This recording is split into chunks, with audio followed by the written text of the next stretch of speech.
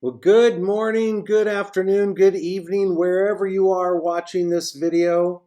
If you're watching this video, today is July 16th, Tuesday, July 16th, and I'm John Buechner here live from the Presbyterian Church of Broomfield, and we have for you a moment of some encouragement for you this week. I I do this every week. In August, I might not do as many because I'm going to be gone for a couple of weeks, but I wanted to let you know today I'm here. Two things, and by way of announcement, tomorrow night, Wednesday night at 6, is our final gathering for The Chosen. We've been watching season 4, and we're at the last 2 episodes of season 4. We also start tomorrow drama camp for elementary school kids. It's from 2 to 4 in the fellowship hall. If you have any questions about that, you can contact Susan Bailey. And then finally, we're nearing the end. We only have a couple more weeks of fill a backpack for the elementary kids going to school around our church. We try our best to get them some school supplies for the people that don't have the means to buy school supplies. And it is amazing how expensive they are for some families. So if you're able to help, please do. And if you have questions, ask Kim Wardlow. All right, here's the verse of today. It's from one of my favorite books, the book of Colossians. And this is Colossians 1:9. He is the image of the invisible. Oh, no, I'm sorry, I'm reading it wrong. For this reason, since that day we heard about you, we have not stopped praying for you and asking God to fill you with the knowledge of his will through all spiritual wisdom and understanding.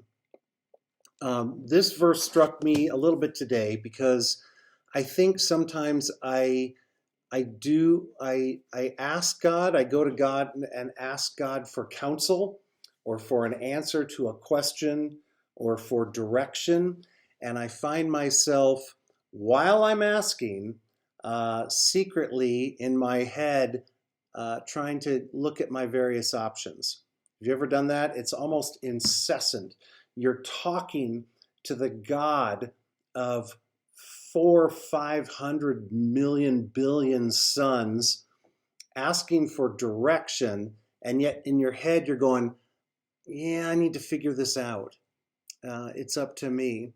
And even as I'm praying those things, sometimes I'm like, I'm looking at my options or my best thoughts on something. And the problem with it is that you're not really asking God's counsel. Sometimes we need the wisdom of God. Sometimes we need a revelation from God. I usually try to ask for both of those things because God wants to answer our questions. The problem is we tend to figure it out. I've been in meetings where people were coming to a meeting to pray, to go over something, and to seek God's guidance, and yet you spend the whole meeting trying to figure it out and writing your own lists of pros and cons and things, and then thinking, well, surely God's going to pick the best one here, or God's going to pick the one I prefer. And my challenge to you this week is to surrender your incessant need to figure it out, to go to God, ask for forgiveness for doing that, and then ask and surrender your own self determination, surrender your ability, even your ability to figure things out. It's very challenging to do because we're smart people. We think we know best. But if you will do that, I think God will, ask God for the light of heaven to shine on a question, um, and then wait and see. It's very difficult to do because we're all in a hurry. We all want to get it done quickly and things like that.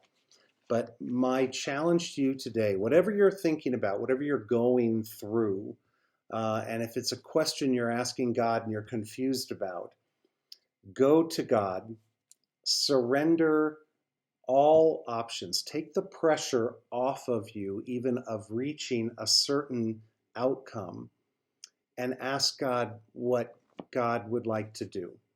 I think you'll be much more relaxed and you'll be able to hear God better than maybe you have before. I'm praying for you on this. I hope it goes well, and I'll see you soon.